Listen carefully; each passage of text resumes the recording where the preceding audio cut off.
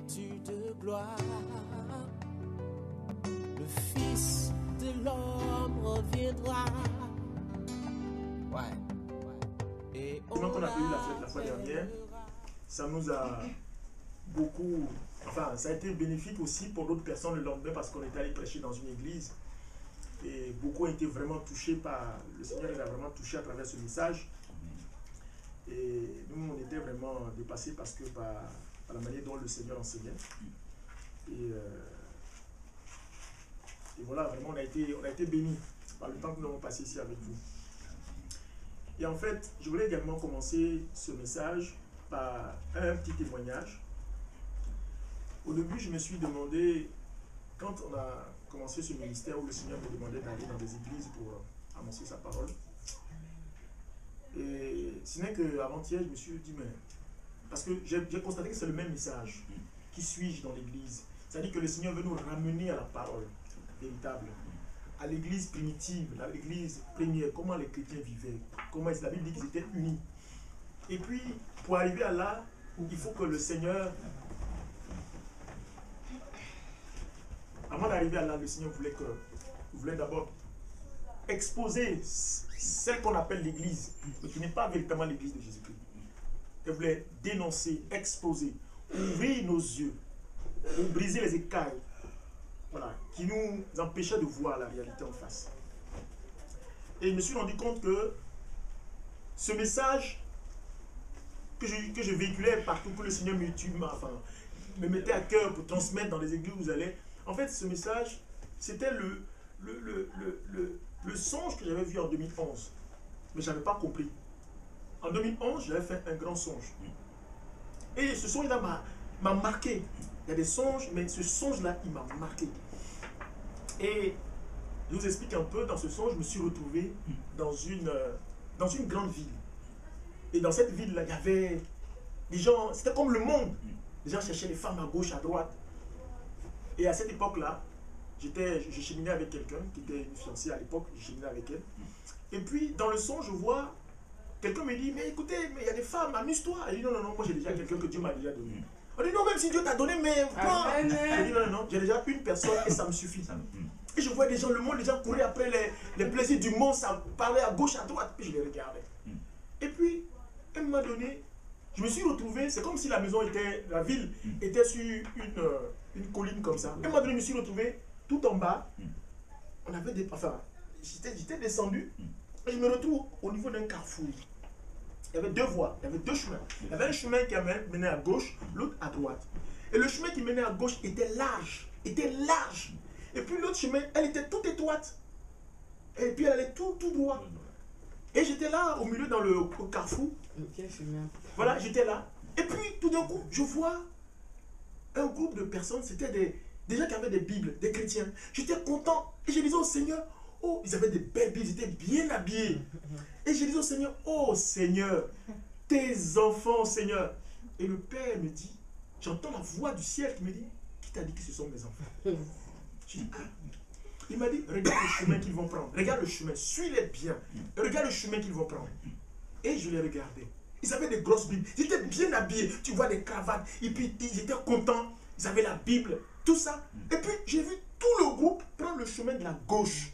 Tous sont partis. Il dit, ah, tu m'as vu? Il m'a dit, tu as vu? Ce ne sont pas mes enfants. Tu vois le chemin qu'ils ont pris? J'ai dit, oui, j'étais triste. Et il me dit, toi, prends ce chemin-là. Mais j'ai dit, mais Seigneur, il n'y a personne. Il dit, mais oui, il n'y a personne. Mais toi, prends-le. J'ai dit, mais il est long et il n'y a personne. Et j'avais peur. Parce qu'il était trop long. Et j'avais peur, j'avais la crainte. J'ai dit, ah Seigneur, il dit, prends-le. Et à la fin du chemin, il y avait une maison, mais qui était cachée. Une grande maison cachée, blanche, mais qui était voilée, qui était cachée. Et je regarde. J'ai dit, mais Seigneur, j'avais peur. Franchement, il n'y avait personne sur le chemin. Et le chemin était long. Et je me suis dit, ah Seigneur, non, je ne peux pas. Je vais passer de l'autre côté et puis je vais atteindre la maison pour arriver à la maison. Et l'Esprit de Dieu ne m'avait plus parlé. Et j'ai dit, bon, je vais tourner, je vais passer de l'autre côté. Et puis, je suis monté vers la colline pour avoir accès à la ville. Et puis, il y avait des esprits qui m'empêchaient d'aller là-bas. Une fois, deux fois. Et puis, à un moment donné, je vois des gens qui étaient à côté de la voie, mais qui jouaient au ludo, qui jouaient. Et puis je lui ai dit, est-ce que vous pouvez pas m'aider à traverser pour arriver de l'autre côté? Il dit, mais pourquoi? Tu ne peux pas arriver là-bas? Il dit, non, il y a des esprits qui m'empêchent. Je dis, oh, bon, attends, on va t'accompagner. Puis il m'a accompagné. Et puis bon, du coup, je me suis retrouvé dans le monde.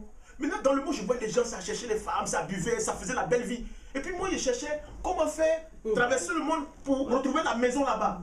Pendant qu'ils cherchent, les gens viennent vers moi. Oh, attends, les gens viennent. Non, tu es un homme, viens, viens. Et puis, à un moment donné, je cherche la maison, je ne la vois plus. Je veux passer par le monde pour chercher Dieu. C'est faux. C'est faux. Et je me suis réveillé. J'ai dit, mais qu'est-ce que ça veut dire, Seigneur? Qu'est-ce que ça veut dire? Et c'est après que, il n'y a pas longtemps que j'ai eu la révélation que l'église de Christ est cachée. Effectivement, la voie que tous ces chrétiens avaient empruntée, c'était une voie qui était large. Ils ont tous pris le chemin. Et le chemin de Dieu, il n'y avait personne. Et le Père me dit, tu vois, tu penses que ceux-là sont mes enfants? Ils étaient bien habillés. Tout à fait. Ils avaient des Bibles. Mais eux tous ont pris le chemin qui menait à la perdition. Le chemin de Dieu est unique en fait. Il n'y a pas deux chemins. On ne peut pas passer par le monde pour atteindre Dieu. Non, on ne peut pas. On peut passer uniquement par Christ. Mais c'est un chemin qui est difficile. C'est un chemin qui est long. Et qui est étroit. Mais qui est étroit. Mais ce chemin, la finalité, c'est la bénédiction. C'est la couronne. C'est la vie éternelle. Est-ce qu'on est prêt à la prêter? Mais il y a un prix à payer. Ah oui. En fait, c'est maintenant que je viens de vous comprendre que l'église, quand tu vois des frères et des sœurs, tu te dis, ah, ce sont des frères. Mais peut-être qu'ils ne font même pas partie de l'église. C'est de ça que nous avons parlé la fois dernière. Et ça m'a permis de comprendre un peu le ministère. Dans quel ministère le Seigneur m'a conduit pour œuvrer, pour à chaque fois parler de l'église cachée. Mais les gens ne peuvent pas comprendre que l'église est cachée. Eux, pour eux, par exemple, quand ils voient un frère, ils se disent, le frère, il est absolument du Seigneur. C'est vrai qu'il parle du Seigneur, mais il n'est pas forcément un frère. Ça peut être un faux frère. Parce que c'est facile d'être chrétien. C'est facile de se dire chrétien, parce qu'on peut avoir une Bible, aller dans une église, et puis travailler pour Satan, puis s'asseoir pour dire qu'on est chrétien. Mais si on n'a pas l'Esprit de Dieu, on va se laisser distraire. Vous savez? Et même le monde se moque de l'église. Le monde se moque de l'église dans ce sens que, aujourd'hui, comme les gens ne fonctionnent pas avec le Saint-Esprit, et qu'ils fonctionnent avec leur intellect, le monde se dit que d'aller à l'église, il est mieux d'aller voir une assistante sociale, ou un psychologue, ou une psychologue, elle va t'aider à te remettre. Parce que quand les gens ils vont à l'église, ils écoutent des paroles qui ne sont pas véhiculées par le Saint-Esprit. Ou les gens ne parlent pas du Saint-Esprit. Ils ne se disent pas que c'est le Saint-Esprit qui travaille, mais ils disent que c'est le prêtre là qui parle, c'est le pasteur qui parle. Et le pasteur, comme il n'est pas conduit par l'Esprit, comme il ne consulte pas l'Esprit de Dieu, il devient comme un psychologue. Tout à fait. C'est pourquoi que des psychologues se disent, mais à quoi ça sert d'aller à l'église? Si chez moi ici, je peux consulter les mêmes choses que le pasteur. Vous voyez? Donc, pour dire que c'est le Saint-Esprit qui fait la différence. Dieu dit, vous verrez la différence entre ceux qui me servent et ceux qui ne me servent pas. C'est par le Saint-Esprit. Donc, ceux qui marchent par l'Esprit de Dieu sont des hommes spirituels, font partie de l'Église. Parce que là où tu vas, où on ne parle pas du Saint-Esprit, c'est comme te retrouver dans une association où on s'aidait à se remonter le moral. C'est comme si dans une salle de psychologue. Mais nous, on ne fonctionne pas comme ça. Pourquoi? Parce que nous sommes spirituels. L'église est spirituelle. Donc c'est spirituellement que nous fonctionnons. Là où il n'y a pas l'Esprit de Dieu, il y a un autre esprit. Tu vas quelque part où on ne parle pas du Saint-Esprit, où on dit c'est nous qui allons faire. Et quand on prend des décisions, on ne consulte pas l'Esprit de Dieu, en ce moment-là, tu n'es plus dans l'église de Christ. Parce que tu marches selon la chair. Bien que vous parliez de Christ, David parlait de Dieu.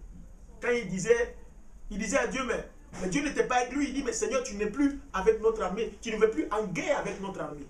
Ça veut dire que Dieu n'était plus avec lui.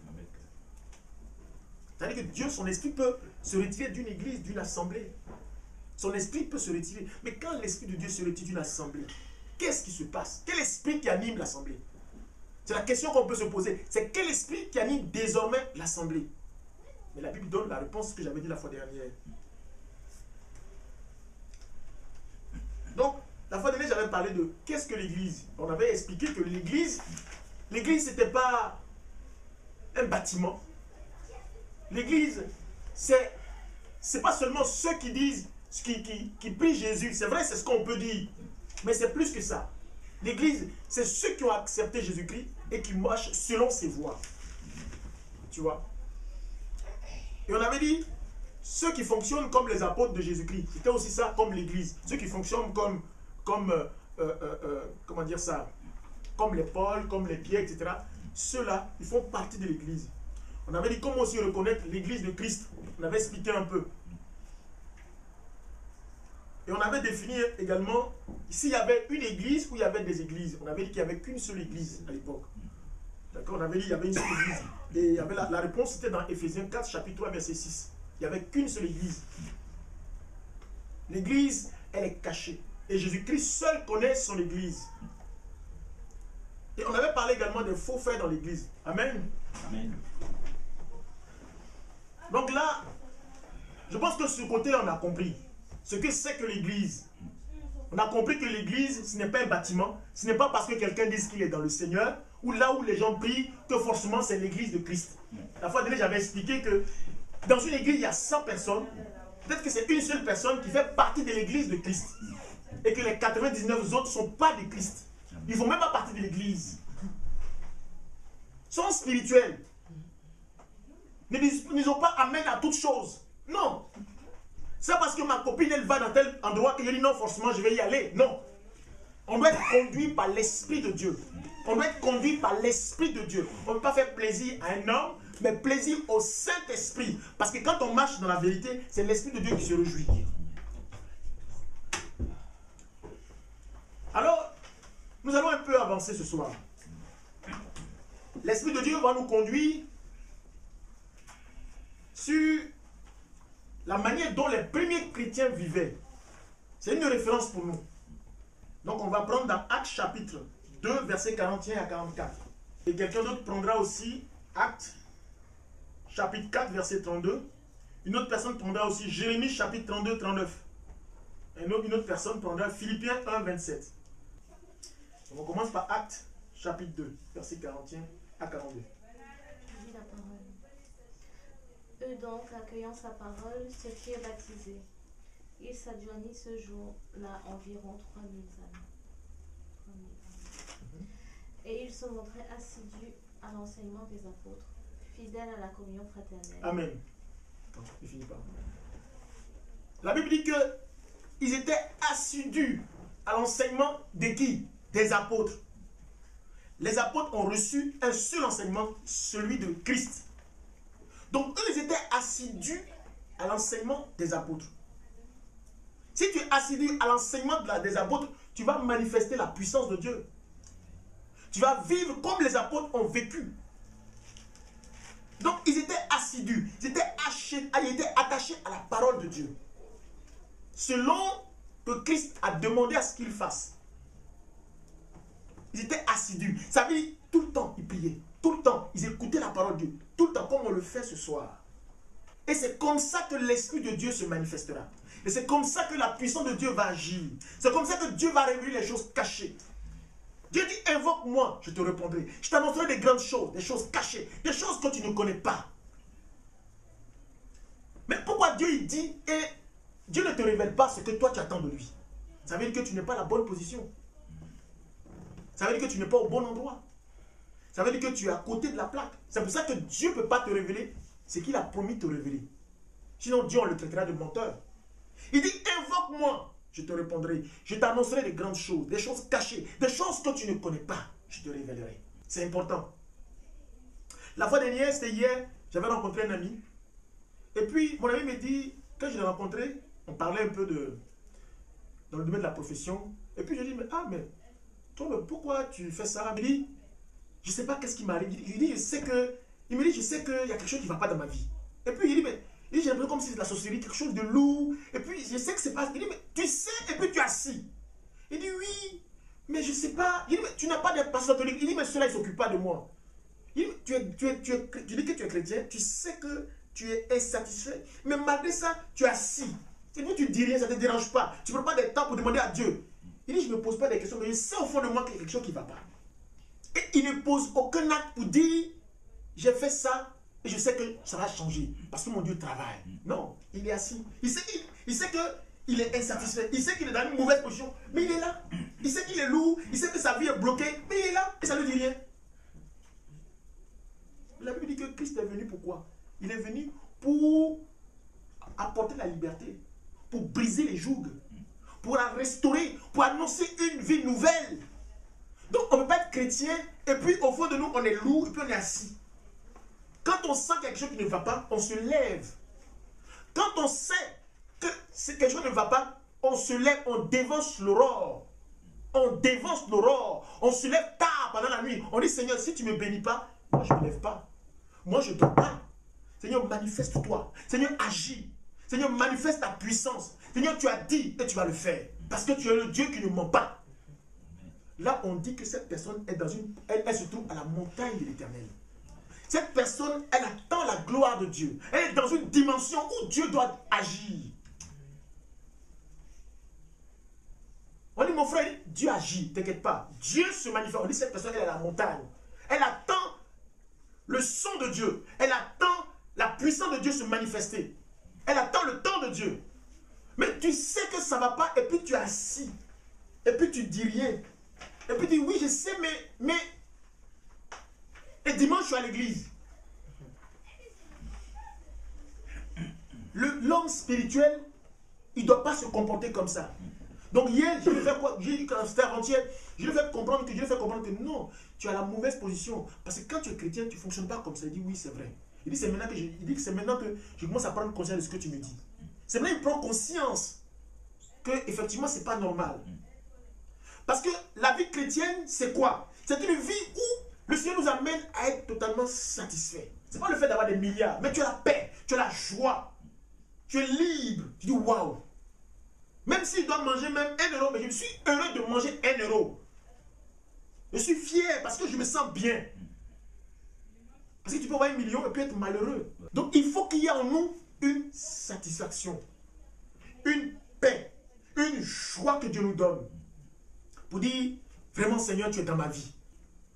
Donc, les premiers chrétiens, la Bible dit qu'ils étaient comment? Ils étaient assidus. Tu viens aujourd'hui à l'église, ou tu viens à une assemblée, demain tu n'es plus là. Mais par contre, quand il s'agit d'aller à ton travail, tu es tout le temps là. Tu pointes toujours.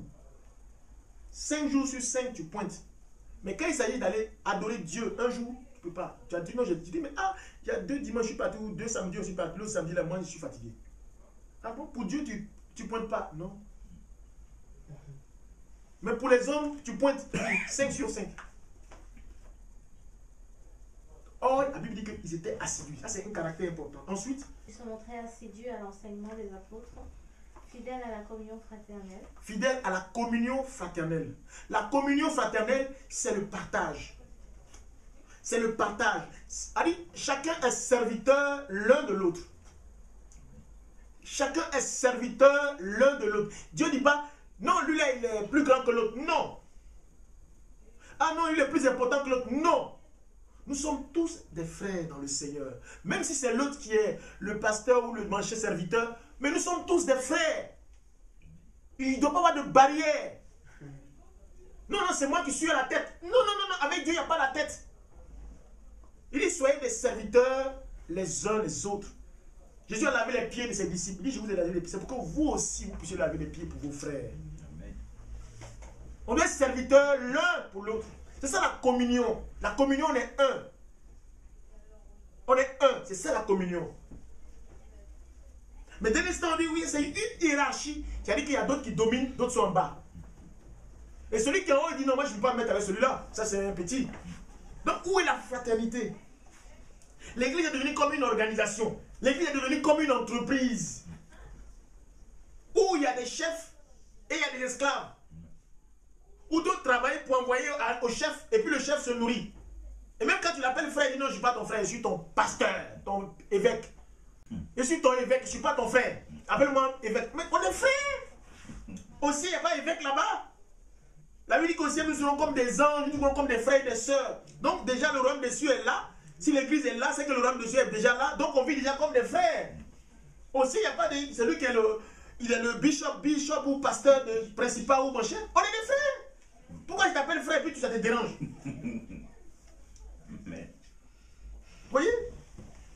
C'est ça la communion fraternelle. Soyez serviteurs les uns envers les autres. Jésus dit à ses disciples, il dit, je ne vous appelle plus mes serviteurs, mais je vous appelle mes amis. Parce que je vous ai dit tout ce que le Père m'a enseigné. Donc vous êtes mes amis. Pourquoi Jésus dit à ses disciples qui sont mes amis? Et toi mon frère, je te dis que tu es mon ami, tu me dis que non. Tu ne veux pas être ton ami parce que je suis le pasteur. C'est le bishop. Je suis le bishop. Ah frère, c'est chaud hein. Et ça ne crée pas la communion dans l'église. Seulement le pasteur vient et te dit même pas bonjour. Parce qu'il n'est pas pareil. Toi et lui, vous n'êtes pas pareil. Ça, ce n'est pas de la communion fraternelle. Ouais. Quand je vois ma soeur, je lui fais Akwaba. Quand je vois mon frère, Akwaba. Je suis dans la joie. Parce que j'ai vu mon frère. J'ai vu ma soeur. Je suis dans la joie. Mais pourquoi l'orgueil peut m'habiter? Quand je vois mon frère, je pense que je suis plus supérieur que lui. Il y a un problème. Ce n'est plus mon frère. C'est mon esclave. C'est mon subalterne. Non, non, non, ça c'est. Non, non, ne m'appelle pas mon frère, je suis le pasteur de l'église. Moi, je suis pasteur. Ah non, mon frère, non, non, non. Pourquoi tu m'appelles frère? Je suis le pasteur, bishop. Ah, bishop. Et l'église est dans la cacophonie. L'église est dans la cacophonie. C'est tout ça que Jésus a vu. Un jour, la Bible dit que Jésus, il sortait du temple. Et il a regardé le temple, les constructions du temple. Il dit, il ne restera plus pierre sur pierre. Oh, le temple, c'est quoi? C'est le symbole du peuple de Dieu. C'est l'église, le corps. Il dit, je détruirai ce temple et je le rebâtirai en 3 jours. Ça veut dire, ce temple-là, il va le détruire. Et le 3e jour, en 3 jours, il va refaire notre temple. Et ce temple nouveau, c'est l'église. Amen. Ça qui est la vérité. Parce que le mauvais temple, là, c'était les pharisiens, les juifs, tous ceux qui venaient dans ce temple-là. Non, ils n'étaient pas qualifiés par Dieu, ils n'étaient pas approuvés de Dieu. Ce n'était pas l'église. Il dit, il ne restera plus pierre sur pierre. Mais les gens pensaient qu'il parlait de la pierre. Il ne parlait pas de la pierre. Il parlait du peuple de Dieu. Amen. Amen. Il ne parlait pas de la pierre, il parlait du peuple de Dieu. Je détruirai ce temple et je le rebâtirai. Le 3e jour, effectivement, le 3e jour, l'église était vraiment née.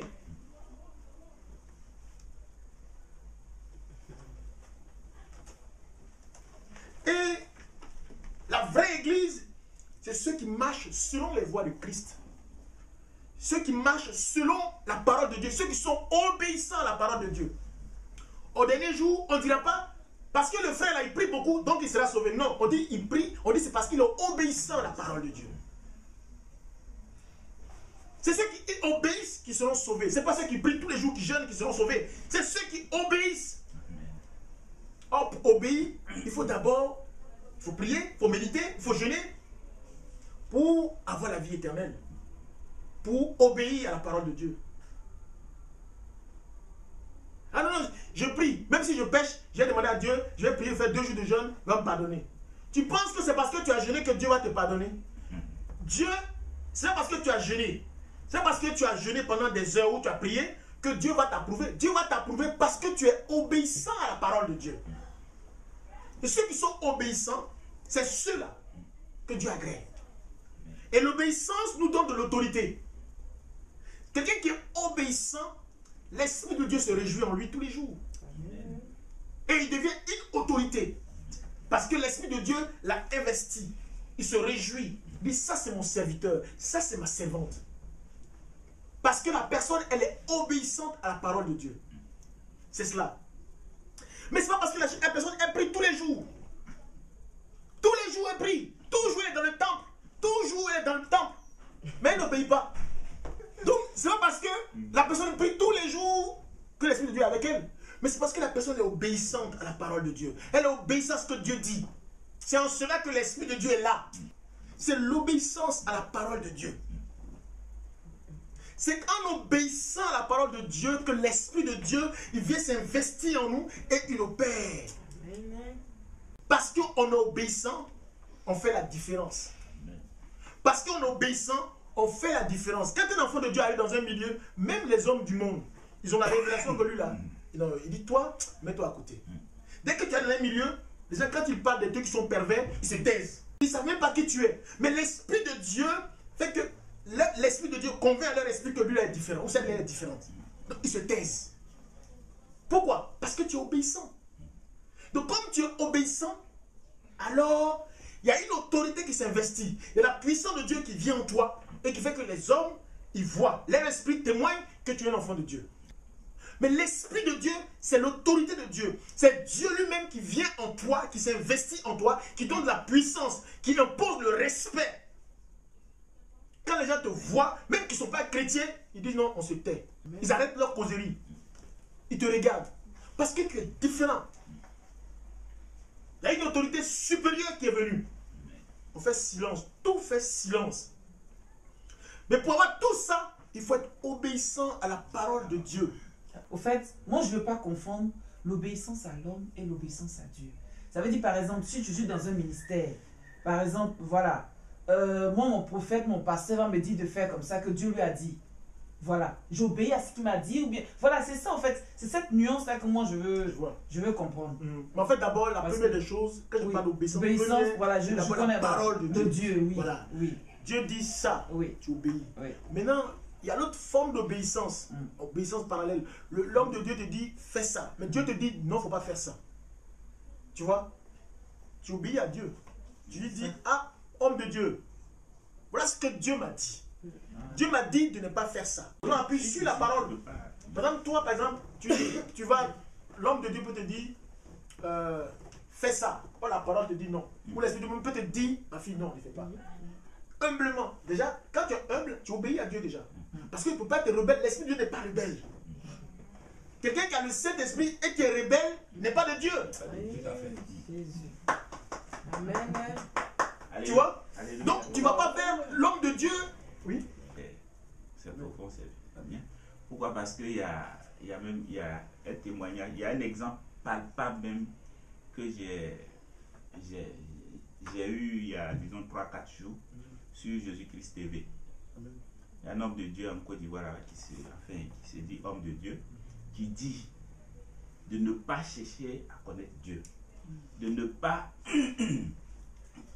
croire en Dieu, mais de croire à ton prophète. Oh là Et puis là. le prophète va croire en Dieu pour toi. Oh mon Dieu, c'est où ça?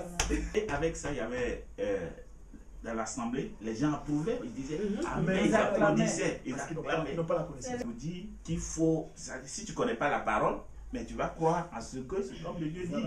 Voilà. Soit disant homme de Dieu. Tu vois? Donc, je voulais appuyer. Amen. Donc, on voit bien que c'est pas de Dieu. Tu vois, la parole te dit, Jésus dit, soyez serviteurs les uns les autres. Tout à fait. Déjà, ça suffit. Soyez serviteurs les uns les autres. Donc, où est-ce que... Jésus dit, la Bible dit, c'est Paul qui dit, il dit, un seul nom nous a été donné par lequel nous sommes sauvés. C'est le nom de Jésus-Christ. C'est pas le nom de Paul. C'est pas le nom de Pierre. C'est pas le nom de Jacques. Mais un seul nom, le nom de Jésus. C'est ce nom-là qui chasse les démons. C'est ce nom-là qui ressuscite les morts. C'est ce nom-là qui me donne ma délivrance. C'est ce nom-là qui me procure la joie. Mais ce n'est pas le nom d'un homme. L'autre, c'est un frère.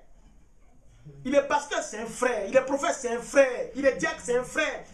C'est un frère. C'est des frères. Ils ont un don, c'est un don qui est lié, c'est-à-dire que c'est un don qui est lié à un ministère. C'est le don qui est lié au ministère de prophète. Mais tu es ma soeur. Moi, j'ai quelque chose que je peux t'apporter, il y a quelque chose que tu m'apportes. Donc, mais tu es ma soeur. On s'apporte mutuellement. C'est ça l'église. C'est ça l'église. Chacun apporte une pierre, elle a une pierre, elle a une pierre, elle a une pierre, et puis chacun, et c'est comme ça que l'église est née. Apôtre Désiré, il enseigne. La sœur Babette, elle a le don de prophète. La sœur a le don de prophète. Lui, il a le don d'exhorter, ou le don d'enseigner. Les docteurs, apôtres. Et l'église est riche. Mais en même temps, il n'y a pas d'orgueil. L'humilité. L'humilité. Ah, je ne suis rien. Ah, prophète Abel, mais c'est pas moi, c'est Jésus. Que le nom de Jésus-Christ soit béni. Que son nom soit glorifié. Mais moi, je ne suis rien. Tout le monde veut te dire, ne me lève pas. Je suis rien, mon frère. Je suis comme toi. C'est un don. Je ne l'ai pas fabriqué. On m'a donné. C'est pour qui? C'est pour toi aussi. Mais tu es mon frère. On a vraiment besoin. La Bible dit qu'un jour, Paul arrivait dans une ville. Et quand il arrivait dans une ville, la Bible dit que les gens commençaient à le lever. On dit, avec les miracles que Paul faisait, les gens de la ville, comme ils étaient à l'époque des personnes qui pratiquaient des dieux, qui adoraient, qui étaient des idolâtres, ils ont tellement été épatés par les miracles, ils ont vu Paul comme un dieu. Ils ont commencé à se déchirer, ils ont commencé à adorer Dieu, à adorer Paul. Paul dit quoi? Paul a déchiré tous ses vêtements. Il dit, je suis un frère comme vous. Je ne suis rien. Ne faites plus ça. Paul s'est traîné dans la boue. Il a déchiré ses vêtements. Je suis un frère. Je ne suis rien. Et c'est comme ça qu'on doit fonctionner. Parce que souvent, un don peut nous donner l'orgueil. Un don peut faire qu'on peut quitter le plan de Dieu. L'orgueil peut venir. Ah, c'est pendant que Dieu parle. Si je ne suis pas là, Dieu ne parle pas. Dieu il fait comme il veut. Il dit, je peux susciter des pierres. Que la gloire de Dieu soit bénie. On dit, j'ai prié, un malade est guéri. Seigneur, je ne suis rien, c'est toi qui as guéri. On dit, frère, oh mon frère, c'est Jésus qui guérit. Moi, je suis rien. Je ne suis qu'un canal, je ne suis qu'un instrument. Je suis rien. Quand tu as envie de lever, ne me lève pas, lever Jésus de Nazareth. C'est lui, il faut élever. Moi, et quand c'est comme ça, Dieu va t'élever. C'est Dieu qui t'élève. Ne fais pas que les gens t'élèvent, sinon tu perds. Jésus dit, il dit, ceux qui se, Dieu résiste Aux orgueilleux. Il dit, il résiste aux orgueilleux, il fait grâce aux humbles. Celui qui s'abaissera sera élevé. Et celui qui s'élèvera sera abaissé. C'est-à-dire, quand tu te lèves aux yeux de Dieu, tu n'es rien. Dieu t'a laissé tomber. Les hommes t'élèvent, mais Dieu t'a laissé il y a longtemps. Mais dis en toute chose, je ne suis qu'un instrument. Je ne suis qu'un cymbale. Je ne suis qu'un simple instrument que Dieu a utilisé. Dieu a parlé. C'est pas moi. Seigneur, c'est toi qui as parlé. Ah, si je parle parce que je suis mieux que les autres. Tu n'es pas mieux que les autres. C'est un don. C'est pour l'église. C'est pour la sœur. C'est pour le frère. Ce n'est pas pour toi. Ah, Jésus. Si je suis là, c'est tant que je n'ai pas parlé, Dieu n'a pas parlé. Non. Dieu fait comme il veut. Amen. Seigneur. C'est ça l'église. L'église est vivante. L'église est vivante. C'est ça l'église vivante. C'est de cette église-là que les apôtres ont vécu, ont expérimenté. Et c'est cette église-là que nous devons vivre. Et comme ça, l'Esprit de Dieu va se mouvoir. L'Esprit de Dieu va agir. C'est cela. La Bible dit que Jésus a lavé les pieds de Pierre. Pierre dit, mais ne me lave pas les pieds. Il dit, si je ne te lave pas les pieds, tu n'auras pas part au royaume des cieux. Il dit, ok, lave-moi les pieds, puis tout ce que tu veux, lave. Le Seigneur lui a lavé les pieds. Il dit, ce que je suis en train de vous faire, vous aussi faites-le pour vos frères. Amen. Soyez serviteurs les uns les autres. Et ça, c'est important pour les enfants de Dieu. On va dans Actes chapitre 4. Actes chapitre 4, verset 32. La multitude de ceux qui avaient cru n'était qu'un cœur et qu'une âme. Amen. La Bible dit que la multitude de ceux qui avaient cru n'était qu'un cœur. Ça veut dire qu'ils étaient unis. Ils avaient un seul cœur. Ça veut dire qu'ils étaient humbles. Chacun se retrouvait dans le Seigneur.